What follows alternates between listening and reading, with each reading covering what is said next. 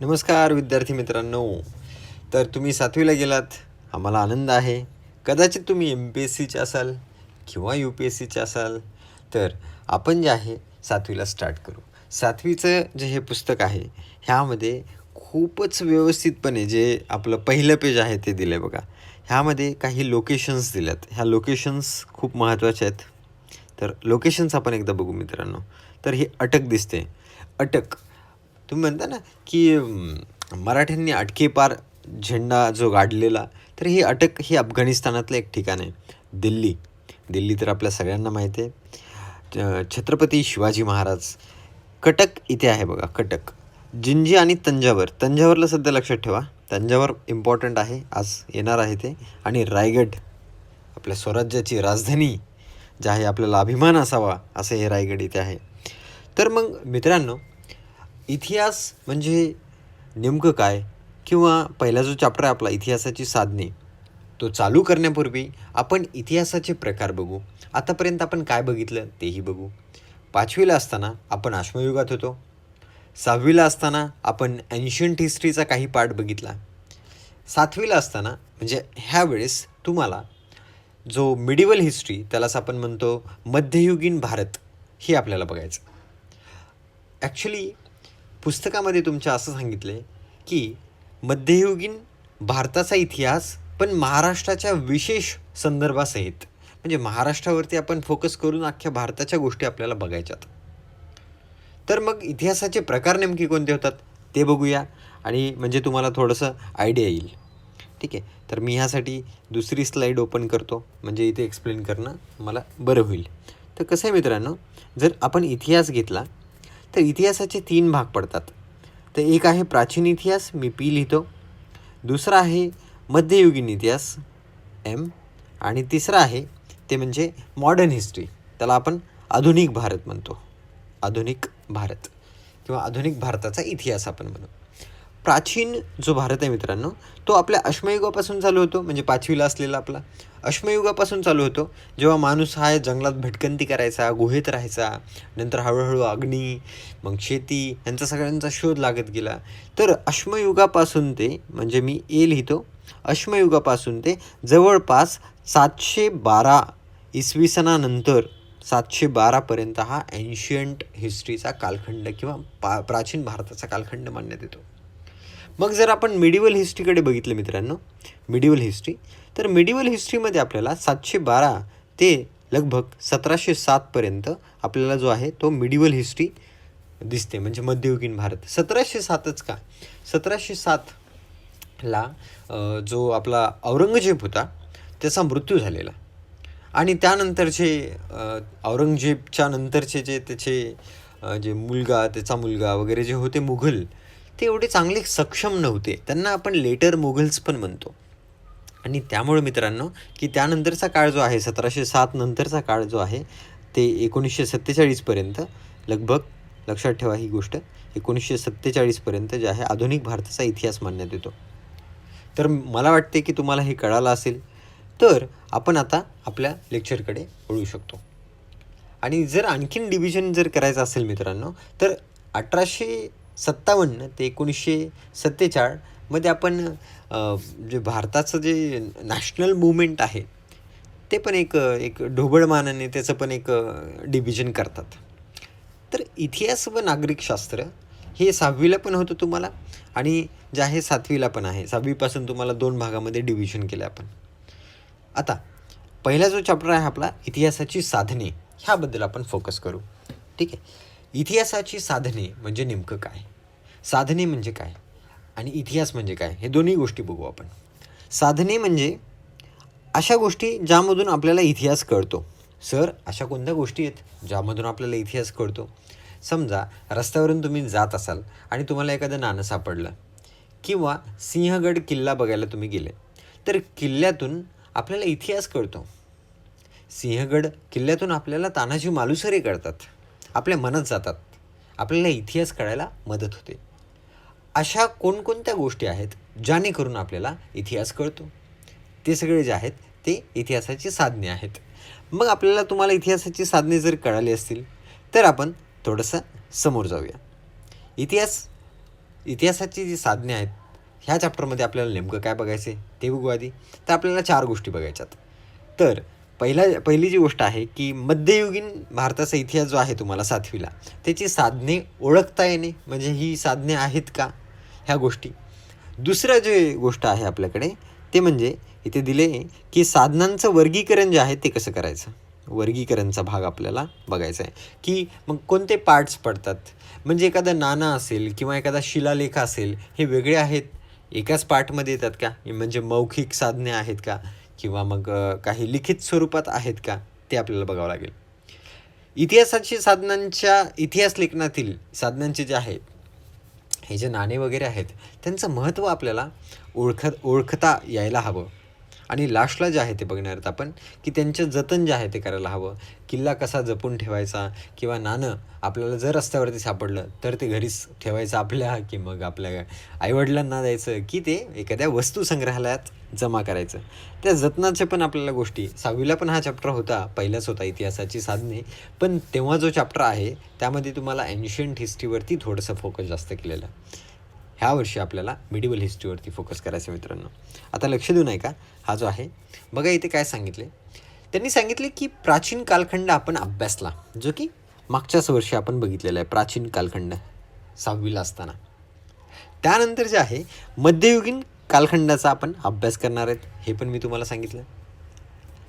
त्यानंतर आपण इथे सांगितले की 9व्या शतकापासून ते 18व्या शतकापर्यंत आपण हे ढोबळ मानाने मांडण्यात येतो. ढोबळ मानाने म्हणजे मी तुम्हाला एकदम जे आहे ते करेक्ट सांगण्याचा प्रयत्न केला, 712 ते 1707पर्यंत. ठीक आहे. म्हणजे कसं होतं, तुम्हाला एक साधी गोष्ट सांगतो. एन्शियंट हिस्ट्रीमध्ये मॅक्झिमम हे हिंदू राजे जे होते ते राज्य करते, मॅक्झिमम. ठीक आहे. मिडिवल हिस्ट्रीमध्ये मॅक्झिमम जे राजे होते, किंवा आपण असं म्हणू राज्यकर्ते होते, ते मुस्लिम समाजाचे होते, जे की इराण किंवा पर्शियन ह्या देशाचे होते. पर्शियन होते किंवा इराणचे होते. आणि त्यांचा धर्म जो होता तो मॅक्झिमम मुस्लिम होता. हिंदू राजे पण तेव्हा होते. ठीक आहे. आणि नंतर जे आहे ते जी मॉडर्न हिस्ट्री आहे त्यामध्ये इंग्रज जे आहेत ते आले मित्रांनो. इंग्रज आले म्हणण्यापेक्षा ते ऑलरेडी बऱ्यापैकी होते. 1610 नंतर ते येणं चालू झालं. आणि नंतर जे आहे ते लोकांना परेशान करणं, इथलच्या राज्यकर्त्यांना हरवणं वगैरे चालू केलं. म्हणून ते जे आहे त्याला आपण मॉडर्न हिस्ट्री म्हणतो. समोर जाऊ आपण मित्रांनो. इतिहास म्हणजे नेमकं काय, इथे खूपच मस्त डेफिनेशन दिली आहे. त्यांनी सांगितले की भूतकाळात ज्या घडलेल्या ज्या घटना आहेत त्यांची कालक्रमानुसार आणि शास्त्रशुद्ध आणि पद्धतशीर केलेली मांडणी किंवा दिलेली माहिती म्हणजे पूर्णपणे इतिहास होय. मग ही डेफिनेशन पण तुम्हाला कळली असेल. आपण समोर जाण्याचा प्रयत्न करू, इतिहासाचा संधी विग्रह करण्याचा प्रयत्न करू. इति प्लस ह आणि आस जे आहे ते हलंत आहे स. ह्याचा अर्थ असा होतो, इतिहासाचा कोणी मिनिंग विचारला तुम्हाला तर तुम्ही असं सांगू शकता सिम्पली, इतिहासाचा संधी विग्रहाचा मिनिंग होतो असे घडलेलं जे आहे ते इतिहास. आपण समोर जाऊ. ह्यामध्ये आपल्याला सांगितले की इतिहासाची जी साधने आहेत त्यांचे 3 भाग पडतात. मग 3 भाग कोणते पडतात ते बघू. तर पहिलं आहे भौतिक साधने. भौतिक साधने कोणते आहेत नंतर आपल्याला बघायचंच आहे लगेच आता.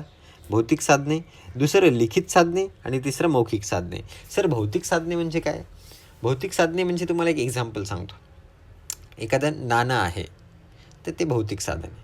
लिखित साधनाचं एखादं लिहिलेलं आहे लिखित साधन. मौखिक साधनाचं एखादं एक्झाम्पल की लोककथा, म्हणजे एखादी कथा आपण सांगतो किंवा एखादी ओवी असते ते सांगणं, हे जे आहे ते मौखिक साधने आहेत. हे बोलली जातात मौखिक साधने.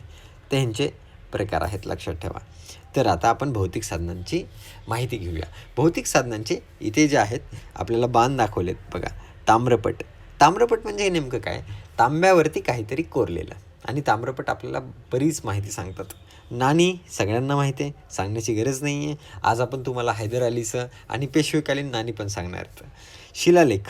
शिलालेख म्हणजे नेमकं काय, शिलालेख म्हणजे भिंती किंवा दगडावरती काहीतरी कोरलेलं, हे म्हणजे शिलालेखमध्ये येतं. लेणी, इमारती, स्मारके आणि किल्ले. किल्ले तर आपल्या जिव्हाळ्याचा विषय आहे मित्रांनो. तर हे सगळं आहे, हे भौतिक साधने आहेत.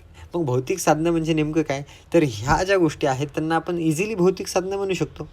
आणि पुस्तकामध्ये सांगितलं असं, की ज्या वरील वस्तू होत्या, ज्या बाणाने आपण दाखवलेल्या आणि ज्या वास्तू होत्या, वस्तू आणि वास्तू. वस्तू म्हणजे एखादी गोष्ट जसं नाणी, वास्तू म्हणजे इमारत असेल, किल्ला असेल, ह्या वास्तू किंवा त्यांचं अवशेष मिळालं. पूर्णपणे मिळणं आजकाल पॉसिबल नाही आहे. 300, 400, 500 वर्ष जे आहेत किंवा 1000 वर्षही झालेत मध्ययुगीन भारताच्या इतिहासाला, यांना इतिहासाची भौतिक साधने असं आपण म्हणू शकतो. तर त्यांनी ही डेफिनेशन दिली आहे. आता आपण समोर जाऊ. आता एक गोष्ट लक्षात घ्या, की भौतिक साधनामध्ये किल्ल्यांचं स्थान हे महत्त्वपूर्ण असतं आणि आपल्या जिव्हाळ्याचा विषय किल्ले आणि किल्ल्यांचे काही महत्त्वाचे प्रकार होतात. आणि तुम्हाला सांगतो, एकदा किस्सा सांगतो.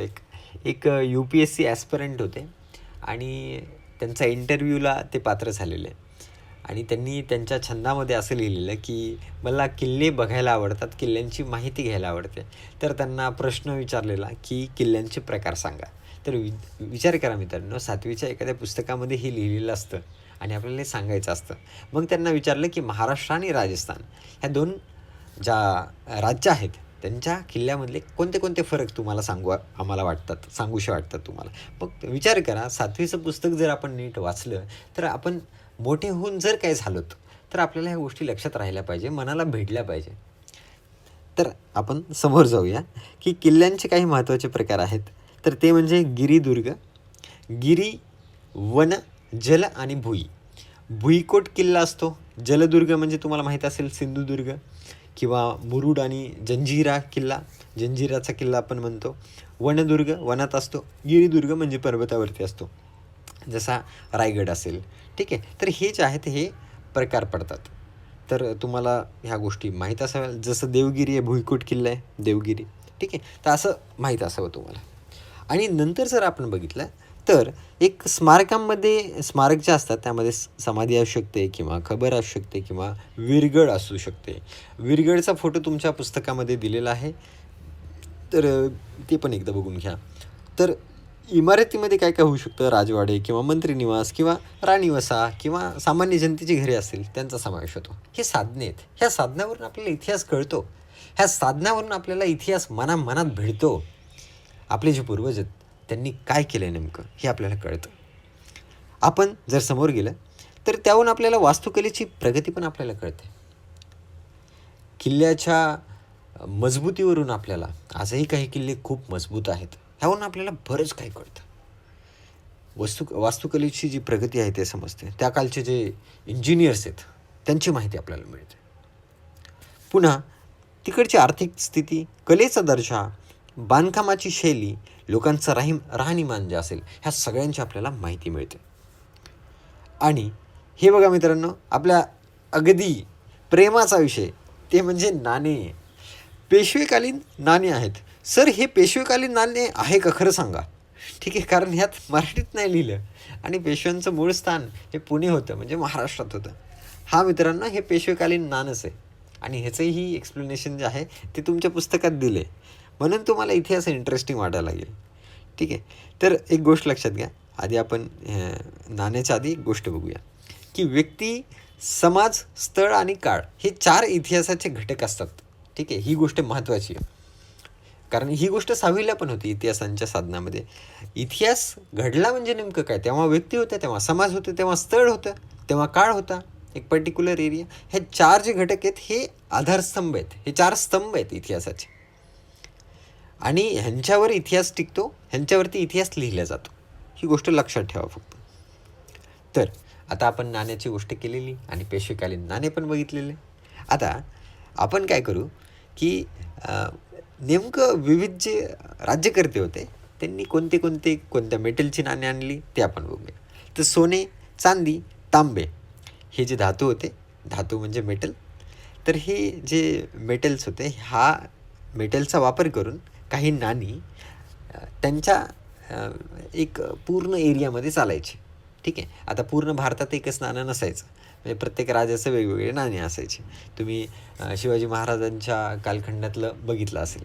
तसंच मग प्रत्येकाचं, मग हैदर अली असतील त्यांचं जे होतं, मग त्यांचा टिपू सुलतान असेल त्यांचं नाणं वेगळं, हे असं चालत राहायचं. आणि नाण्यावरून आपल्याला काय कळतं मित्रांनो, की ते कोण होते, त्यांचा काळ कोणता होता, राज्यकारभार कसा चालायचा, ह्या पण बारीक गोष्टी आपल्याला कळतात. धार्मिक संकल्पना कळते. धार्मिक संकल्पना कशी असते तुम्हाला हैदर अलीच्या नाण्याहून तुम्हाला कळेल. व्यक्तिगत तपशील पण मिळाला जातो. काही राजे जे आहेत स्वतःचं चित्र टाकायचे त्यामध्ये आणि त्यामध्ये काहीतरी कोट लिहायचे. त्याहून आपल्याला बरीच गोष्टी आहेत त्या. पुन्हा आर्थिक व्यवहार आणि आर्थिक स्थिती ह्यांची पण माहिती मिळते. आणि आणखीन एक गोष्ट म्हणजे त्या काळातलं जे धातुशास्त्र आहे, मेटलर्जी आहे, त्याची पण माहिती मिळते. जर नाण्यामध्ये एक प्युअर जे आहे ते एलिमेंट असेल किंवा मेटल असेल किंवा धातू जे आहे ते स्ट्रॉंग करण्यासाठी आणखीन दुसऱ्या मेटलचा वापर केला असेल मिक्सचरचा, त्याहून कळतं की ते लोक ॲलॉय पण वापरायचे आणि धातू म्हणजेच आपलं जे कॉईन आहे त्याला आणखीन स्ट्रॉंग बनवायचे. जसं सम्राट अकबर जो होता, सम्राट अकबर यांच्या नाण्यावरती रामसीतेचं चित्र होतं मित्रांनो. कशाचं? रामसीतेचं चित्र. अकबर म्हणजे मुस्लिम, पण त्याच्या काळामध्ये रामसीता हे चित्र त्याच्या कॉईनवरती होतं. हैदर अलीचं जर आपण उदाहरण घेतलं तर शिवपार्वतीच्या प्रतिमा त्याच्यावरती दिसतात.